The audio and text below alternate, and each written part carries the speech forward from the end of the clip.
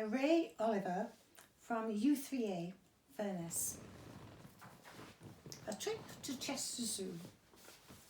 Brought up to attend church services in the morning and evening and Sunday school in the afternoon of each Sabbath gave connection to a sizable active congregation in the cotton town where we lived.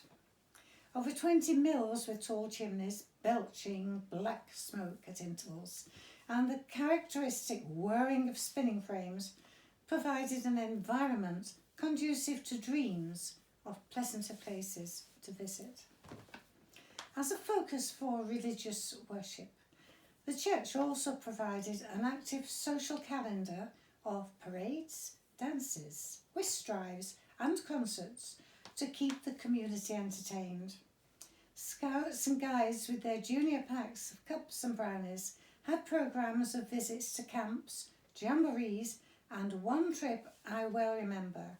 It was a visit to a fire station where hefty members of the crew taught us basic firefighting techniques, which allowed the appropriate badge to be sewn onto my uniform sleeve.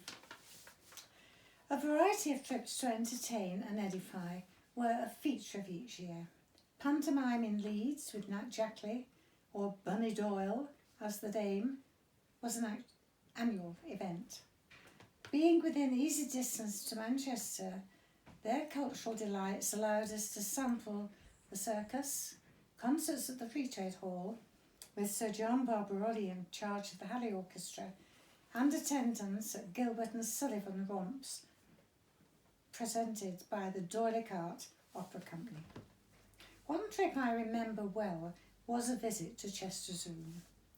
The zoo at Bellevue, Manchester, was falling out of favour because people were increasingly put off by the grim conditions in which the animals were kept.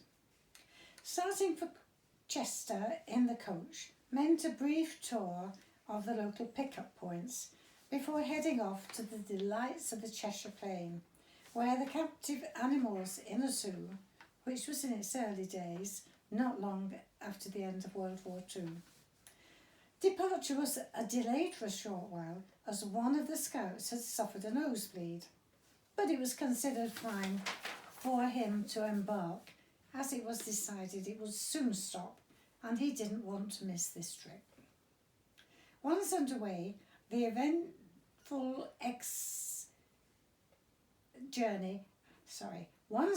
the journey was uneventful, except for optimism about Andrew's nose proved unfounded, and he continued to leak for most of the way to Chester, and the towels brought just in case took on an increasingly gory appearance, and the pale, poor lad remained in the coach on arrival at the zoo. Our visit was a great success. The sight of all animals, great and small, was both educational and entertaining, and was only marred by a loud scream by someone not from our party.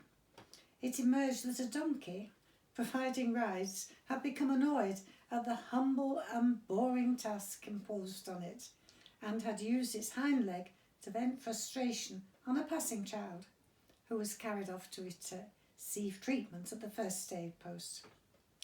Returning home was uneventful, apart from Alan's continuing, if diminished, epistaxis, and it was agreed by all, except Alan and his mum, that a good time had been had by all.